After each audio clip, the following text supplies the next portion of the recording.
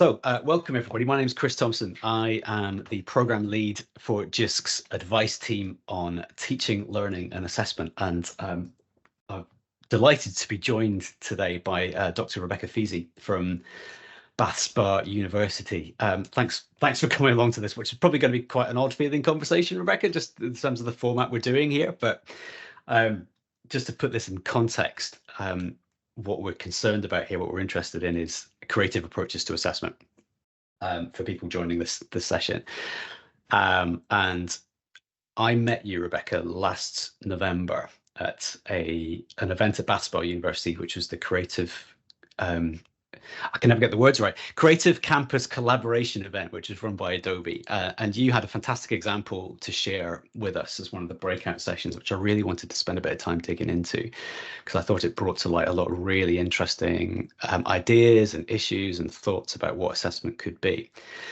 We'll get to that, but I just kind of wondered, could you set the scene a little bit by explaining kind of who you are, what you do, what your teaching area is, stuff that might help people to get an understanding of you as a practitioner.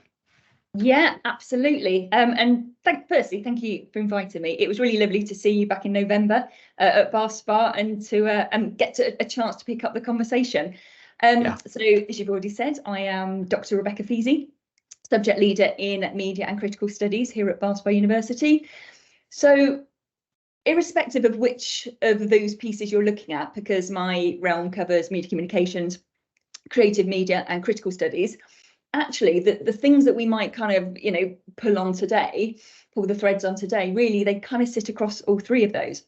But the case study that I showed specifically at the Adobe event came primarily from within the media communications cohort. And what I should, of course, make sure that I spend a minute saying, is everything that we're going to chat through today, it's not me. It's brilliant collaborative conversations with the kind of full teaching and learning team here at Bath Spa. But, happy to be sort of the face to kind of present some of those ideas or talk through some of those challenges today.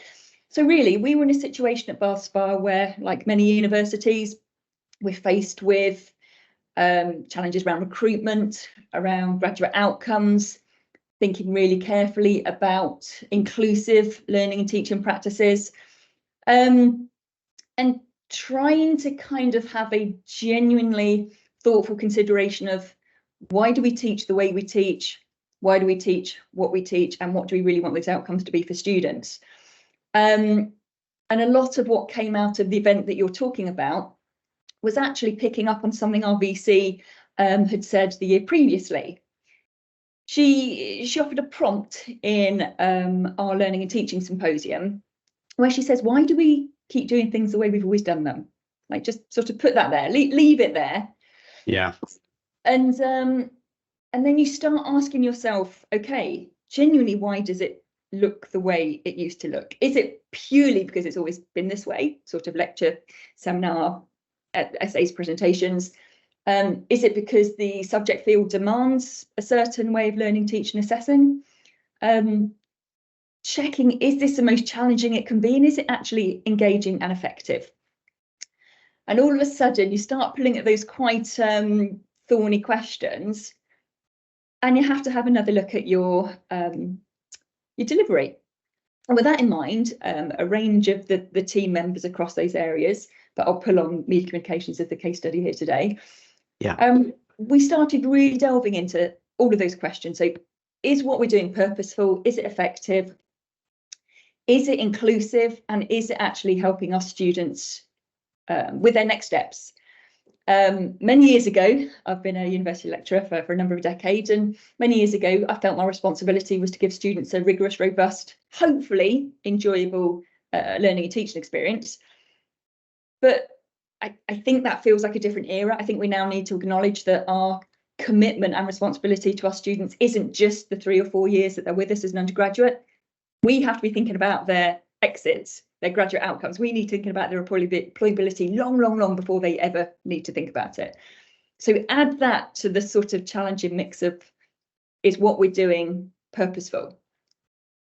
And so this led us down the sort of path of something we call dethroning the essay. There are many other ways of saying that, but it basically meant that an assessment form that we'd spent a long time working towards and really honing with our students maybe wasn't quite the right way in terms of next steps. I want to be really clear, I'm in no way challenging the essay format. It is brilliant in terms of what it can do in particular contexts. In terms of demonstrating student research, it demonstrates their ability to present kind of an argument. It demonstrates their ability to even show referencing and to think about kind of structure. But at no point has an employer ever said to many of our students, what we'd really like to see as part of your interview is please hand over 18 essays in that final dissertation. We were sort of in an era of what we were doing seemed really robust, rigorous and relevant in terms of the modules, in terms of the course, but maybe we hadn't necessarily thought a bit more carefully about the next steps. So all of a sudden, this is all sort of coming together at the same time. How do we engage future students to come to us here on Media Communications at FastSpar? How do we really think about an inclusive learning experience and assessment outcome for students that, growing numbers are presenting with a number of neurodiverse conditions, for example? And how do we jump on knowing that we can really make a difference for them in terms of successful graduate outcomes long before they need to think about it? So you start thinking about moving away from essays, dethroning the essay and working more towards portfolio, kind of bespoke portfolio assignments. You start realizing, which is where the Adobe kind of comes in, because you start thinking portfolio assignments can include research, it could include formal forms of writing, but it could also include posters and leaflets and zines and podcasts and a slightly more creative, innovative, maybe some would go as far as saying more authentic in terms of, mapping onto kind of real world ways of working, getting students to kind of be able to put that together through their modules, not just after they leave. Can I ask about that? Because I mean, that sounds really powerful and very inspiring. I just kind of wonder, what do you find the expectations of your students are when they come to you? Are they necessarily expecting that sort of experience, or are they expecting the more kind of traditional still enthroned essay and an exam pattern? And how do you go about sort of managing that set of expectations? I think there's a kind of couple of different answers to this. I would say the students in our current first year and the students that we're currently speaking to on the open day rounds, this becomes part of our, I don't want to say pitch because it's it's not quite a sales pitch, but part of our presentation on the day. So we actually draw quite significant attention to this now. So we actually have a slide, we have slides that talk about the staff team, and you have slides that talk about the support available, slides that talk about kind of brilliant modules that we offer. We actually have a slide that is called assessments. And what we put up there is in relatively bold font, no essays, but make sure we follow it really quickly with all the things that we do.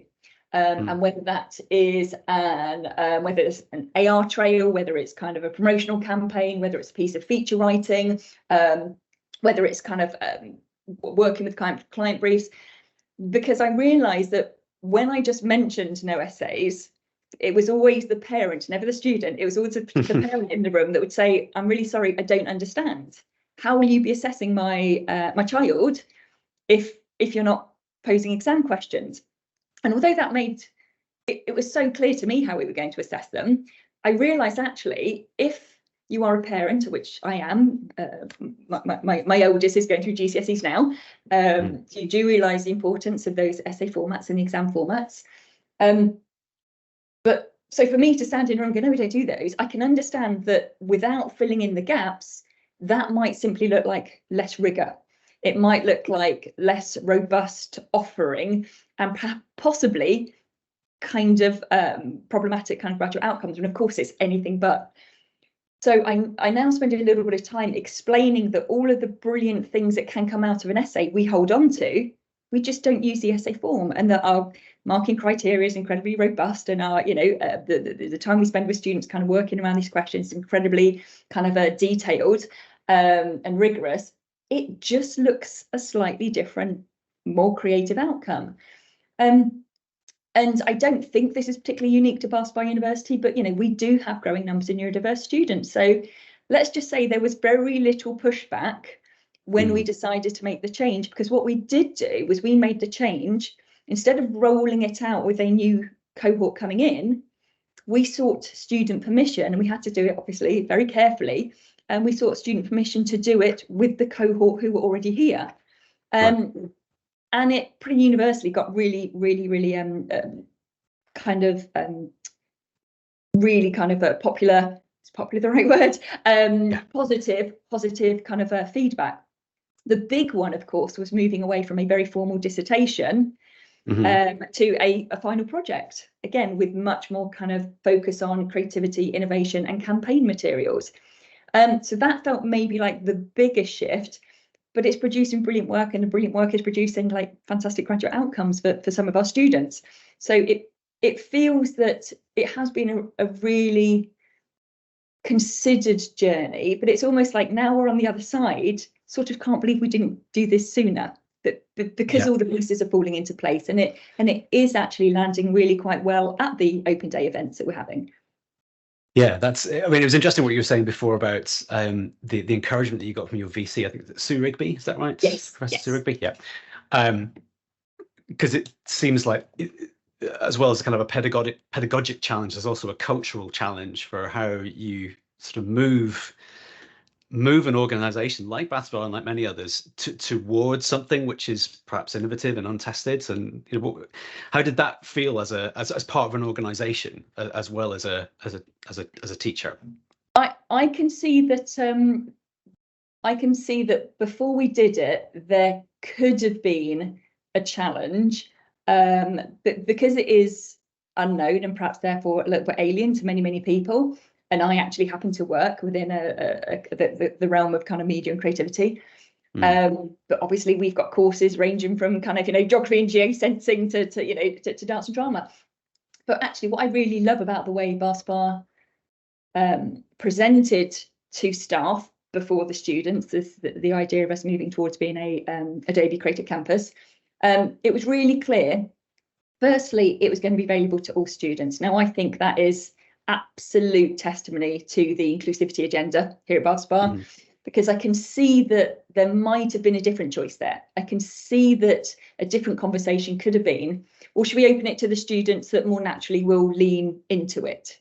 Maybe the artists, the designers, the media kind of students, and maybe not worry about the geographers and the law students.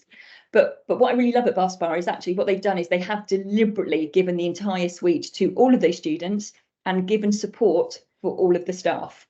Now, I won't lie, that doesn't necessarily mean that I myself am a whiz around the Adobe kind of suite. I'm not going to pretend I am, but it's great that Bath Spa have also supported the full kind of staff cohort with technical support. So not only are we being given a little bit of kind of confidence building with our own technical support around Adobe, but actually we've got a brilliant army of technical kind of demonstrators that we can lean on and lean into to actually come and join us in our sessions, precisely to give students this other skill set. And students were already sort of playing with this anyway, I don't know if it's kind of appropriate to kind of name competitors, but let's just say students were kind of playing with some of the free competitors anyway. Yes. Well, actually, what we've done is just sort of walk towards that rather than sort of suggest that actually that's slightly different to the more formal assessment patterns that we're asking for. So no, absolute credit to Bath Spa. And obviously, I realise that I'll be doing a Bath Spa hashtag Bath Spa proud in a moment, so forgive me that moment. But genuinely, to be here and to have seen this all the way through. There's been a lot of opportunity for staff feedback, to talk about what they're excited about, but also maybe what they're a little bit more nervous about. And that's been really carefully listened to. And I really love the fact that, as you saw with the event that you were at, Adobe is a genuine partner in this. It's not just that we have their suite available. They're actually a genuine partner in terms of how can we use them, where can we ask them for support, and actually where can we then likewise kind of support them in terms of their next steps, working with the HE sector, because it is relatively new. It's relatively new. Yeah, excellent, thank you. It's interesting thinking about this kind of all the different dimensions of kind of moving towards sort of innovation in assessment and teaching and learning, and all the different elements of that have to be kind of got right. It's not just kind of one thing. It's or one set of people. It's kind of a whole organization thing. I'm also taken by something that I heard Professor Kathy Armour, I think from UCL. I was at an event that she was hosting back in March, which was about AI, the role of AI in assessment, and kind of what sort of impact this was going to have on Russell Group universities. And she said something that really struck me, was that there are loads of kind of new emerging challenges to the way that we do assessment. But actually, when it comes down to it, all the potential solutions are about just good assessment design, good assessment principles, things that we kind of already know about. But for some reason, even though the sector has been talking about them for many, many years, that there is still an orthodoxy is probably the wrong word here, but you know, a way of doing things, a set of expectations about what assessment should look like. So why aren't we doing them? Why is it that it's been quite a stubborn challenge to change the way assessment happens across? And it's not just HE, it's FE and it's schools as well. But can you identify sort of any other reasons why it's a wicked problem? It's something which is difficult to affect change at that sort of that higher scale, before we start talking about the specific example that and I think that takes me back to the VC's Learning and Teaching Symposium. Do we continue to do things the way that we've always done them, purely because we've always done them that way? You know, and it could be because there is expectations.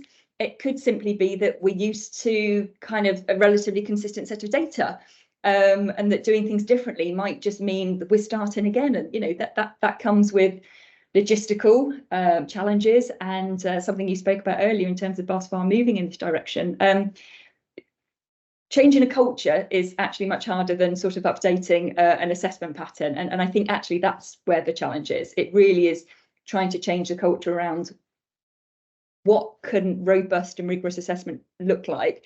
Because I saw it in those open days, talking to the students and realizing what I was actually doing was trying to talk to the parents. Because using phrases like we're no longer using exams or dethroning the essay, it can create quite a emotional response of this. This can only be something negative. This can only be, dare I say, that horrible phrase, kind of dumbing down, when of course it's absolutely none of those things. So just there has to be such a sort of careful, considered way of kind of starting that direction of travel. But it's interesting that the AI one, and actually literally minutes before seeing you, I was in a webinar hosted by the studio here at BASFAR about the role of AI in creative writing. And I confess I had to send my apologies towards the end, but it's really fascinating. And I think it's going back to a sort of slightly kind of the question that might be coming in a moment, that notion of what principles are kind of needing to be followed when you think about designing an assignment. And I do think actually having the conversation with students around AI has to now be one of the first things that we think about when we're designing it, and then when we're actually presenting it in the room. Because it's really, really interesting. We've got students that are terrified of it, wouldn't even dare open it on the laptop for fear of it, you know, sending a big red, you know, alarm bell to the university somewhere. We've got students that use it a little bit like a thesaurus, like Grammarly. They write their work, they kind of send it through ChatGPT, and it comes out the other side looking a little bit tidier, maybe a little bit more kind of a formal tone. We've got students that use it as prompts. Now, you know, and I know that the more effective the prompt, the more useful the kind of the generated kind of output.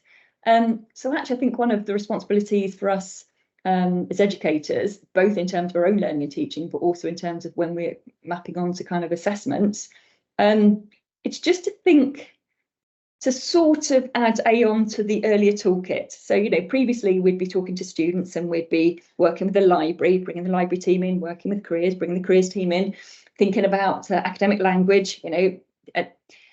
And I just think actually this just becomes another part of that conversation. While we're thinking of all these really important, useful things in relation to kind of research and learning, we need to just add in the conversation around AI. So yeah, We need students to think really carefully about the reality of AI in terms of the biased algorithms. So that needs to be kind of acknowledged. But also we need students to be really careful when they reference if they are using AI. So, but we kind of do that anyway. Universities are not without referencing policies. So I just think it's another possibly exciting, definitely challenging next step in terms of the learning journey. Excellent, thank you. So yeah, we sort of touched on that principles thing there. You've been sort of outlining all the way through this conversation brilliantly. Just kind of what are those touchstones that you adhere to when you're thinking about what assessment should be like? But is there anything to sort of add in there? I'm smiling because I do have them, and if you have to forgive the fact that every now and then I might kind of glance miles at a piece of paper because Please do. I think this is the big one. So in no particular order, I think inclusivity. We really have to make sure that what we are offering when we're designing it, when we get feedback on that design, and then when we're actually implementing it in the room, it has to ensure parity of experience for all learners. Now, that isn't me saying we have to give the same assignment to all learners, but we have to give the same sort of parity of experience, same opportunities. I think it has to be able to work flexibly with students with academic access plans and reasonable adjustments. I think that needs to be a much smoother rather than the sometimes quite a glitchy, a body of students has done this and then this kind of number of students with access plans has done this. I think we need to be a little bit more flexible there. I've hinted at it already, that the close working relationships needed with the library teams, the careers team, the academic skills team, and our technical demonstrators, just to really ensure that students do have that genuine breadth of skill set that the staff envisage from the outset of the module. It isn't okay for a student to go, oh, I'm really good at creating leaflets, I'm going to lean into that at the expense of the research, and a student more interested in kind of the theoretical research leaning into that at the expense of never touching the Adobe suite. I really do think that we need to give students the confidence and the skill set to kind of work with all of those. And again, whether I'm thinking about that in terms of the student experience and their future success, or whether I'm thinking about it as a university with a mind on graduate outcomes, it absolutely, of course, is doing both. I think something that is routinely overlooked, I do think we need to consider, is the role of feedback, and perhaps more important, sounds slightly kind of a sort of self-defeating on this one, but almost more important than the feedback itself is ensuring that students see it, respond to it, reflect on it. So yes, constructive, accessible, supportive feedback is incredibly important. It needs to be timely, but actually feedback sitting on a document never to be seen is not particularly effective to anyone other than the external examiner. So I think having an opportunity, and I do mean having sort of forcing opportunity within the curriculum where students have to acknowledge and respond to that feedback and to close that feedback loop, I think is incredibly valuable. And it's something that maybe sometimes slips off the end. Sometimes a module's finished, feedback is given, moderation samples, external, examiner, every process is in place, but actually it's then what do the students do with that? I think we need to think about that really carefully. I think constructive alignment, it's not a new concept, of course, but I think we do need to continue to be mindful about the relationship between learning, teaching, and whether it's summative or formative assessments. I think that is incredibly important. Students are incredibly busy, and they are making very pragmatic choices about which sessions to attend and why.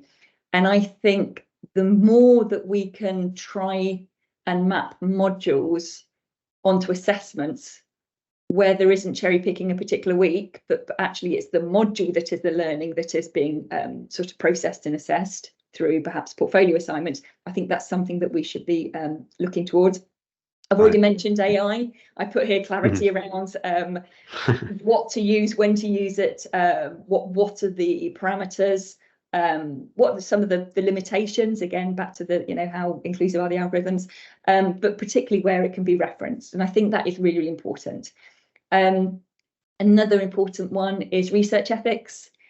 I think students, partly because some of the quite sensitive and challenging topics that they choose to look at in their studies, I think also, the research ethics around particular subject areas, but I also think research ethics around doing things like audience research. I think sometimes, because it is so easy to put together a Google form or a SurveyMonkey, sometimes I can see there's a real desire to just quickly put one together, get some data, impress the tutor. Whereas actually, I think it's really important we just stop in order that we can do that professionally, ethically, with genuine understanding of what the research kind of process is and the research ethics process is in terms of something like audience studies. So it's really making sure that what we do with students is done at the right time in the studies, and that we're not sort of running before we can walk, because of we don't want to curtail their enthusiasm, but we need to kind of keep ethics in mind at all time. I think this would apply to all universities. It's certainly something that is absolutely kind of paramount here at Bath Spa. It's really embedding the signature values of the university into the curriculum. Okay. So at Bath Spa, it's important that we've got open modules on things such as sustainability. It's one thing for a university to talk about ambitions and possibly credentials, but I think the university vision has to align with the learning and teaching that's happening on the ground. So I think if there's some signature values, it's useful to bed those into the curriculum and the assessments that follow. And then of course authentic assignments, which is sort of where we started, where we met. Yeah. Where I presented that piece of work at the Adobe Creative Campus event around dethroning the essay and working more with the sorts of assignments that many of our students across the sort of media creative industries would be looking to be putting together. So again, whether we're talking about campaign materials, research for kind of for media productions, and think about kind of the role of kind of sort of commercial kind of communication strategies and promotional media. It's kind of moving us more into that direction. And as we what I'm really seeing pick up is at Bath Spa University, and this is only sort of a couple of years in, so I'm tempted to say last year was the pilot, this current first year are the actual the first students to really benefit from staff having tried it, worked with the cohort before, been in very clear conversation all the way through with that cohort, and now really knowing that it's working. And in terms of sort of staggering at key points when we're working with something that might be considered a personal project, this is something that I'm really interested in. And when students are actually working on a client brief, which is a very different conversation, this might not be your passion project, but you have to make sure that you can still understand the brief, understand the audience, think about the best kind of form of communication, and be able to kind of bring that Adobe skill set, for example, to those final kind of presented materials.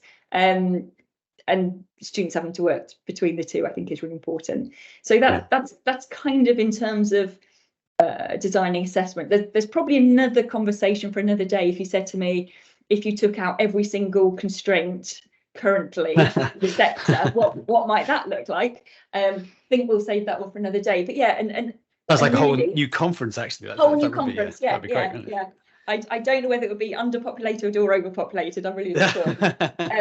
But honestly, I think in terms of coming to this, it's the main one is the conversation between being inclusive, being flexible, and kind of working with something that is going to give students a portfolio of work that can really support their graduate outcomes. That's in the nutshell. That's what the aim of the sort of projects this end have been.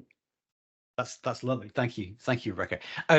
So the interesting thing is, what happens when all those tires kind of meet the road, as it were, and it becomes a real thing? And you shared with us a fantastic example at the Creative Campus event. I just wonder if you can. I know it's kind of difficult to do this in this format, but what can you tell us about what that particular example was, and kind of what you were trying to communicate to the participants at the event? And if anyone wants to follow up with me afterwards, I will of course seek the students' permission to share it on a sort of one-to-one basis should that be of any use. It's a brilliant student project. I should point out that I think the reason it really kind of made a mark in the room at the Adobe event was because I mentioned that this was a first year student, not a final year student. This was a student who had come to the Adobe suite relatively fresh. So it wasn't someone that came with a graphic design knowledge beforehand. But the interesting thing was when I presented it at the event, I didn't want to go straight to this student's made some posters for their assignment and aren't they aesthetically pleasing? It was sort of like that's the least important part. Although they really were aesthetically pleasing and beautiful. But they were, I can attest. They were, but it was more their ability to do the job. And the job was, can they actually, can they stop us in the tracks? Can they draw our attention? Can they persuade? Can they encourage us to think slightly differently? So we were looking at a first year project by a student who decided that they wanted to have a look at the way in which media representations were currently taken on board the diagnosis of OCD, obsessive compulsive disorder. And the reason the student came to this project of the title of their choosing, topic of their choosing, was because basically the sorts of things that were coming through their social media feeds, they just found them slightly irksome at best, at worst, possibly unhelpful in the sense of, was there actually some miscommunication here? So what was really important about this is it's a research project, again, rigor, robust nature of kind of research and understanding an audience, everything you'd get in an essay, but in a sort of different kind of mode of delivery. So this was a research project that really asked students to do, to come up with a theme or topic, to think really carefully about the academic research that already lives in this arena, to think about popular media materials that pick up on those subjects, think about someone they would want to talk to, a target audience, and then, only then, make a couple of posters that would be impactful and be able to kind of offer a voice, be it information or persuasion or kind of, you know, an activist voice, sort of the thread pulling all the way through. So this student did some really impressive academic research. They really understood this diagnosis from a range of areas, be it media representations and kind of more medical offerings.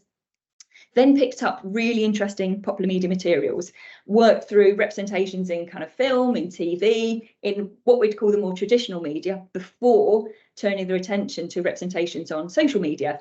And there was that slight frustration of top 5 ways to know if you should seek a diagnosis, top 10 ways to know if you are. Yeah. And it was a little bit like, I understand it, you know, we're trying to, you know, stop the scroll, we're trying to grab the attention, we are trying to inform. But is that actually the most helpful way to genuinely raise awareness?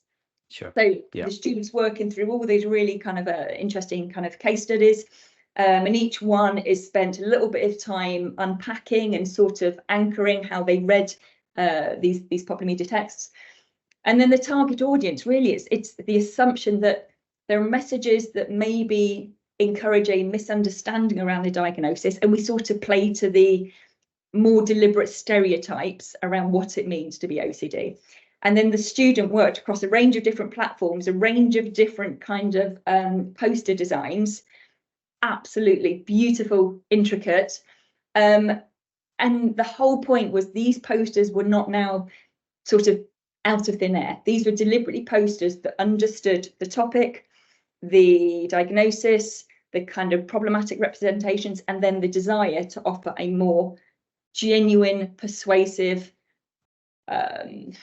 meaningful, genuine, you know, from sort of like an activist voice, wanting to kind of, you know, communicate a genuine kind of voice from within the OCD diagnosis. Yeah, because a lot of the research was coming from case study voices. So working with those case study voices, working through the themes and the comments that came through those case study voices, she started to kind of map this idea of over and over and over and over, and then just so beautifully managed to kind of present that by using a range of kind of Adobe skills, managed to present that across a series of posters that both came across as beautiful but powerful, that came across as aesthetically appealing, but incredibly persuasive in their messaging, and actually entirely brilliantly met the marking criteria, who was kind of wanting to kind of work through a portfolio project so that the student becomes an expert in that area and is able to understand how to use kind of visual literacy rather than a longer form essay format to really communicate the ideas, the understanding, and some of the kind of previously problematic messages. And it was an absolutely exemplary example. One of a number, I should say, although that Yes, yeah, of out. course. Yeah, because the outputs that the student had created were very, very striking, very engaging, very, very effective, and demonstrated a whole kind of range of skills. What had you done to capture the process of the student arriving at that point? So all the things that kind of went into that process, went into producing the product, as it were, at the end. But before I answer that with a very kind of quirky but hopefully quite relevant example of kind of capturing the process, I do want to add that in terms of how persuasive those posters were, a member of the staff team who, through a different reason, found themselves looking at them with the student's permission, actually asked if they could seek permission from the student to share them with a family member. What I'm suggesting is, and I messaged the student saying, do you understand that this is the assignment marking criteria in action? Your posters were meant to be persuasive and messaged to a particular group, and you have literally just demonstrated that. In terms of how to capture it, the way I quite kind of clunkily say this to my students is, I start by saying, does everyone remember their maths GCSE? And they're looking at me thinking, I'm on the wrong course with media communication, surely. Yeah. And I say, right, just stay with me. If you remember your maths GCSE, do you remember that you would get points for the correct number? Rebecca, it's 26%. But do you also remember you'd get points to show your workings? Now, what's interesting is occasionally you'd have really good workings and still come to the wrong answer. And occasionally you'd hit the right answer, but not necessarily have shown the right workings. And I said, just keep that in your back of your mind as I talk about, this module's assessment brief. So I sort of describe it to students like that. I want to capture their learning journey and mark their learning journey, which is as much about show me your maths workings as it is, did you manage to hit the, what did I say previously, 26% of the final answer? So with the example of the research project posters I showed you, it was a student that had very clearly managed to show me their workings, which absolutely then informed them getting the right answer. So it's all those kind of headings all the way through. So I work with students across soft deadlines. This week we absolutely are looking at journal articles on your area. This week we're definitely looking at, I want actually us to kind of see if that's different to some of the ways book chapters, and then think about the way it's reported in the news media, what's happening in kind of film and TV, kind of screen text, what's happening across a range of social media platforms. And depending on the social media platform, that could be very different in and of itself.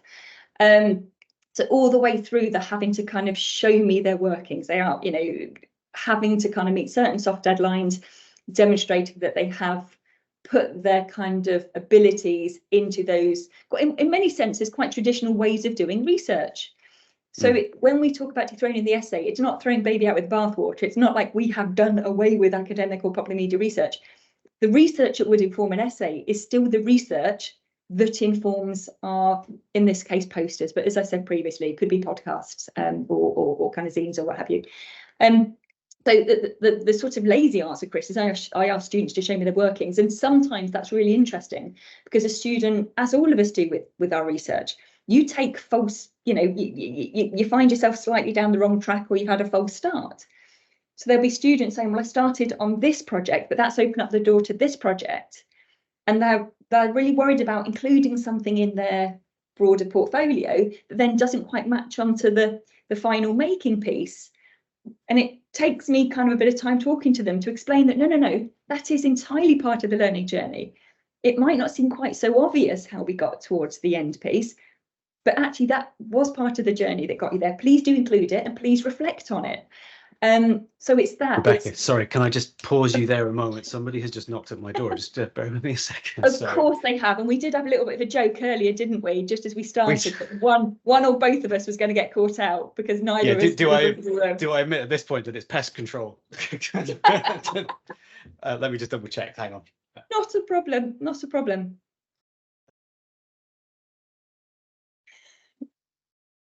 Right. I will not ask if that was a useful meeting. Let's hope that, yeah, whatever you need to get sorted is getting sorted. Well, I can say that we cancelled them this morning, so it was a bit of a surprise turning up. So let's pretend that none of that happened. None of that happened. None of that just happened. So I was busy talking about showing our workings and acknowledging that research can have false starts and kind of missteps, but that is actually part of the research journey. And I do think that's something really important that students do understand at the outset of an assessment. It's very rare for a student to get from A to B to C flawlessly without a kind of misstep. But actually the missteps sometimes where the really exciting learning and ideas come from. So to be embraced, absolutely to be embraced. And again, to go back to where we started, it's really fantastic if we can think about designing an assessment where that little bit of shift and flex and flux is actually seen, visible, but also valued, not something other than the final formal piece of assessment, but a part of the journey that allows us to see the actual learning experience of the student across a module. Yeah, I mean, to loop it back to what we were talking about AI before as well. I mean, we're now faced with a range of kind of easily accessible tools, which are very good at making media products, whether that's sort of images or presentations or documents of one description. So having fronting up that bit of how did you get there, what was your journey, showing your workings, there's actually a really, really important part of that sort of demonstration of where they've come from, how they've sort of arrived at that final destination. And there's another piece which actually you've absolutely kind of called me to account on, and it's the fact that they always have to do. So sometimes it's called like a critical commentary, but some piece of sort of reflective writing. So exactly what you say, if we could kind of just sort of tap a couple of buttons and come up with a kind of beautiful poster design, I need students to explain to me why every piece of the poster looks the way it does, based entirely on the research they've done. Now, whether that is about statistics, whether that's to do with the colour scheme, whether that is to do with inclusivity and accessibility of the visuals, whether that is to do with a particular person that was or was not shown, it hashtag to follow up. Every part of it has to be offered as a justification and a reflection. That doesn't mean that they had to get it right. Yeah. The skill set is in understanding why it's there and what they've learned from putting it there, which of course AI isn't quite able to do for us yet. Not yet. Who knows? Maybe next year. But yeah. Maybe next year we'll do this all again. Yeah. So I mean, one of the I'm so pleased you've kind of explained all this, because it's I think it's a really fascinating example. One of the things that I think people might be thinking is that in terms of what you're asking your students to do here and the subject that they're learning is quite closely aligned. So it's about media, it's about communication and so on. And you talked about geographers earlier, which I'm a geographer. That's what I did when I went to university. I would love to do all this stuff as part of my assessment, but we were in a different era back then. I mean, do you still think that taking this sort of approach for things other than the subjects that are kind of technically aligned with the style of assessment going on here, is there still value there? I absolutely think so, and in a strange way, perhaps actually even more so, because precisely as you say, it looks like it maybe isn't the obvious place, whereas actually to give the students this additional skill set, I think can only be a valuable thing in terms of building their confidence and their CV. So again, if we think of what a geographer might do, field trips that end up in being written up in some sort of essay style writing, or perhaps kind of pulled apart in some way in an exam format. It's still research, it's still understanding who you're trying to communicate with, it's still showcasing your learning journey and the knowledges and skills and competences that you've learned across the way. I do not understand why that could not be presented in a podcast or a zine or a leaflet, whether it is to whether it's to a particular kind of county council, whether it's to do with a particular kind of climate kind of group, whether it's to do with the next group of undergraduate students that are going to do the module behind you. I really don't think that there's any reason why this doesn't make as much, if not more, sense for geographers, for sake of argument, than any other group of students. And actually, I think some of this actually really leans into the STEM subjects, which is not my area, but science, technology, engineering, maths. I think to be able to kind of put a slightly more creative spin on those subjects, I think can really be seen to offer benefits. But because creative thinking, it really is, it is something that can be really powerful and really persuasive, especially if it's something that not everyone yet is doing. Thank you. I'm sort of looking at the time. I don't want to sort of use up more than you have generously given me this afternoon. Can I just ask about what it was like sort of working with the students on this particular piece of assessment? Was there anything that surprised you about, as a whole, how they approached it, or what it was like to take them through this process? Because they're supported every step of the way, so this isn't sort of thrown in at the deep end. So when we're doing our research, we're working with the library. When we're doing our more formal working with academic article annotations, we work with the academic skills team. When we're working with visual literacy, we're kind of picking up on semiotic theory. And when we're working with the Adobe suite, we are absolutely working with a technical demonstrator. So they are supported every step of the way. And those soft deadlines make for slightly more comfortable journey than just kind of a large kind of piece sort of looming at the end. Weirdly, the thing that they still do get a little anxious about is exactly the same thing that they used to get a little bit anxious about.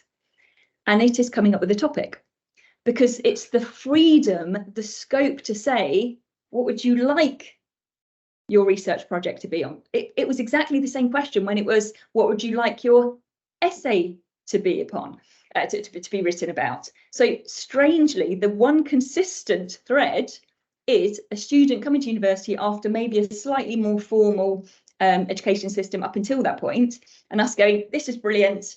We've got some real freedom here to think about areas that you might be interested in, or something you've just never thought about before, or something that sparked your interest since you've been here, or something that you've picked up by listening to someone on the table or on the bus on the way in.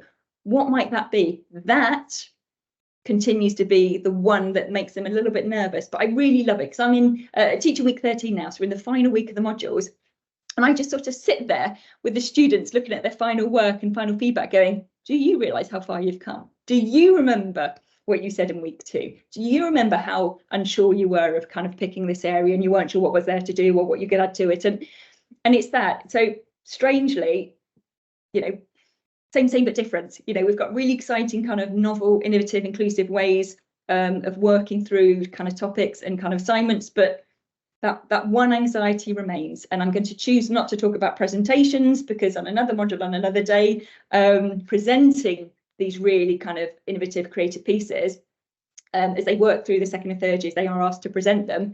That's another challenge that has stayed with us. It's the one that's really important to kind of student experience and student skill set. Yeah, whole different set of emotions. Excellent. Let me ask you one final question, Rebecca, because you're obviously an innovator, somebody that likes taking new, fresh approaches to things. And I just kind of wonder if you're sort of looking forward to, what happens next? What are the opportunities and the challenges that you kind of foresee in the next, for assessment in the next few years, either for you as an individual or for PathSpar as an organisation? I'm very glad you quickly moved it off me as an individual, because again, I'm thinking of working with an absolutely brilliant team. So we've already got modules on things like immersive media and AI design, and really thinking not just about how do we make it, but how do we really kind of think carefully and analyse those kind of, the future directions. Again, with questions of inclusivity at their heart. So I genuinely, even though we've toyed with it a little bit already, I think AI, I think seeing what happens next with generative AI is the one to be mindful of. Linked to, I think we do need to be really careful that whatever we do with our learning, teaching and assessments, I think we need to be really careful that we support our students to be as proactive as they can be, because I think there is a very fine line between supporting our students across every step of the journey and maybe taking some of their proactivity and responsibilities away from them. That for me, it's as much about, isn't the tech exciting, is actually, I think it's where we're kind of working with transitioning out of kind of your kind of sixth form college and school education to really getting back to a place where students feel like they really have some sort of agency over their own learning and teaching. I think COVID has got a long tail, and I think the assumption that we'd have a couple of years of online and then be back to normal, I think that has proved to not be the case, perhaps unsurprisingly. And actually, for me, what comes next is just being really mindful of that COVID generation. And this may not be the answer you expected, but for me, all of the kind of conversations about kind of learning, teaching, assessment, I think the next few years, it's remembering we are continuing to work with that COVID generation, what that meant for them, what that means for us, and really trying to kind of find a way to give them back their agency and them wanting to be proactive in terms of their own learning and teaching. And I think something might have got missed there. On that rather wonderful call to action and call to thought, I think we better stop there, and like you can get back to what's really important, teaching your students rather than talking to me. So Rebecca, thank you so much for being so generous with your time for us today. And where can people find information about you online? Are you on Twitter? Yeah, if you look me up, Rebecca Feasey, you're either going to come across my Barspar profile, which has got my email, or my LinkedIn, and I'll be very happy to kind of pick up any conversations that come to me through either of those. But no, Chris, can I just say thank you? This has been an absolute joy, because this is sort of the conversations that we kind of have sometimes behind closed doors that really don't get given any airtime, and sometimes there's the assumption that assessments just kind of happen by chance, perhaps because they've always happened by chance, hopefully not. So no, I really appreciate the fact that we I'm not saying I've got anything, if not everything right at all, but even just have the opportunity to talk it through, it's been really, really useful. So thank you so much for your time. And thank you, I've really enjoyed this. So yeah, I hope we can catch up again at some point and have that would be fantastic. More Thank you, Chris. Great, thank you.